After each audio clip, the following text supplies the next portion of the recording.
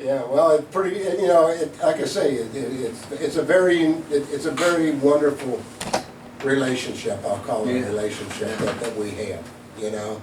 And it always makes me feel good and boosts me up and stuff like that, you know, when I get to come The music over. family is kind of universal and It is. draws people together. It absolutely is. So to change the subject here, and then I'm going to take a break, but we'll start on it a little bit. What plans or what ideas do you have for this coming weekend? Well, I don't know. RJ didn't tell me. RJ didn't. I'm waiting to hear right now myself. I asked him that Friday, I think, didn't I? Yes, you did. I said, And I forget the I answer. said don't go there. Huh? I said don't go there. Oh, don't go there. Well, I went there We're anyway. going to follow the rules. That's That's what right. we're going to do. And we're going to be safe. The way it was. Be safe Go the way. and just pick up and play music like we've been doing for 42 years. We're going to start all over Friday night on the next 42 years. Wow. We'll start all over. And I'm going to sing the same song. The first song Friday night, I'm going to sing the same song that I started off with 42 years ago. And I forget that. And that's an old Mel Tillis song called I Ain't Never I ain't never Seen That's right. Nobody Like You. That's right. That's right. That's Don't right. you think that's a good idea? I think that's a great idea. And of course, Not that my ideas of course, mean we were talking about the band members a while ago, about we got on Ernie Vaughn being with me so many years. Right. We started out together in 1968 or something. But anyway, I forgot, got stopped there. I forgot to mention Kenny Hill. Kenny Hill, my favorite guitar player. Well, you've had some Oh, great he's guitar amazing. players He's in the amazing. time I've known you. Yeah. I've always been blessed with good musicians, pretty much, and it makes it a lot more fun. And the best part about it, when you got the same guys for so long, I can go back and sing a song I ain't sung in 10 years, and they'll know it. Yeah, that actually just totally amazes me. I mean, I realize musicians are very And good. a lot of times, they'll remind me of what key I used to do it in. Okay. Well, I can't argue that because I don't know keys, you know. Yeah. I mean, I learned to play drums, and that's Tom's critique is I don't have to worry about if it's in A, B, C, D, or E, or G. Yeah. But anyway, F2. You know, we got all these different keys and chords. But anyway, so back to another question that I have, and I'm very, very honored for you. I understand that you are in the nominations for the Josie Award. That's beautiful. The Josie Award, what, 6 years in a row they've been doing this, and it's a station out in Illinois, and she was fascinated with radio and stuff, and she got into that, her and her mother, and they come down and visit us one Saturday night at the club, and we met them there, and great people, and they've been playing my music and stuff, Right. and just shocked to death to be nominated for a traditional vocalist of the year and entertainer of the year, and it's taking place at Dollyowood. It's taking place on September the 5th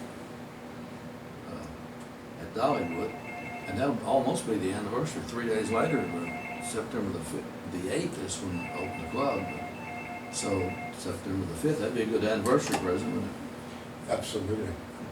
Absolutely. But I'm fascinated about that, and it took a while for it to soak in. Thinking, wow, this is an honor. I'm honored to be a part of the Northern Kentucky Music Legends Hall of Fame. Yes. I went the original year when that got started. John Mendel and Randall. several. We love John. Oh yeah. Yeah. And, he's been a little under the weather, I understand. Has he? But he's on his way back. That's good. But He is another one that's really, really sharp on music. mm-hmm. Yeah. He is. John and Cindy. Yeah, yeah, but he can sit and just rumble that stuff off, you know. I mean, you do Yeah. it, you know, but you know that this has been your whole life, and it's been a big portion of mine. But you know, I also did other things besides music. When we started that, when they first got that up, John Mendel was very instrumental in it, and I was honored to go in the first class, along with Kenny Price, like Skeeter Davis, Bonnie Lou, Bob Braun. You got it. I went in the first year with those people, and what an honor that was. I mean, how I looked up to them. You know, Kenny Price was my hero. Yeah, oh yeah. Walking on new grass. Boone County Sheriff. Yeah, Chuck plays up steel on that.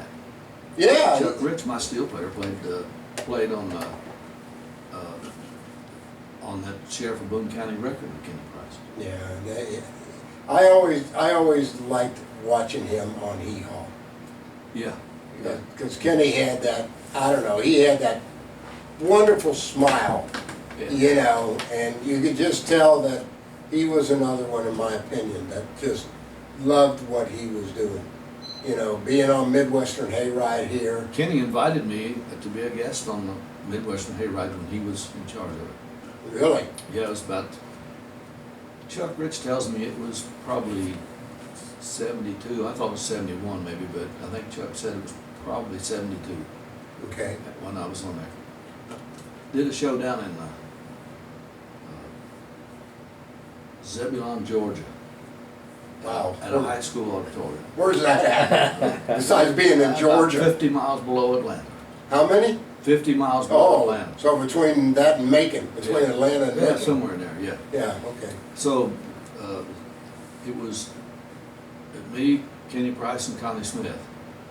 Well, I was doing some work with Connie Smith's band, the band that she used within a 500-mile radius. She used Steve Lake and the Swing Masters as her band. Okay. Steve had bus and travel. Well, I became the front singer there for a while, so I opened all the shows. I did not know that. I opened all the shows with Connie. Did a show up in Mannington, West Virginia once, down in a horse arena. It was all mountains up there anyway, but Yeah. they found a smooth place, level place down in the horse arena. And Connie didn't show up to this day. I don't know why. She didn't make it. She didn't show up for the show and left the kid here high and dry. wasn't nobody. I looked around. There wasn't nobody to sing after me. So I sung after me. Great story. I Well, loved every minute of it. There you go, buddy. There you go. You But- know. but- I didn't know that story. Yeah, but we played Zebulon, Georgia. I opened the show, and Kenny Price was standing to my left over in the wings. It was kind of a small entrance there. It was a little high school auditorium. But, you know, I was thinking right, so I thought, what better song would I sing for this crowd here in Georgia? What better song should I sing than Guide Me Home, My Georgia Moon? That's an old Mel Tillis song. Wow. Guide Me Home, My Georgia Moon. And I thought, I'm getting ready to leave the stage. I'm going to give Kenny something to think about. And Always think. no, and I sung Guide Me Home, My Georgia Moon. I got a standing ovation. They just loved it. You know, just hit a nerve. And so they stood up. Well, you know, I was the opening act and we had a lot of show to go, so I didn't take advantage of the encore or anything. I just kind of thanked them politely and grinned, and I got back over to the edge of the stage where me and Kenny did a little dance with our guitars, and as big as he was and as little as I was, and I was trying to shimmy by him to get out of his way. He was going on next, and I'm skinning by there, hardly could get by, and Kenny said, "Hot dang, Hoss, are you from Cincinnati?" I said, "Yeah." He said, "Well, call me, I'll put you on the hayride." And he did. He sure did. Well, you know, that's all what goes into the history of Bobby Mackey. You know? Yeah. I mean, you gonna write a book? Well, I've thought about it, but my attention span ain't good. I don't know. I think you got a really good attention span. Some days. You got a lot better attention span than I do.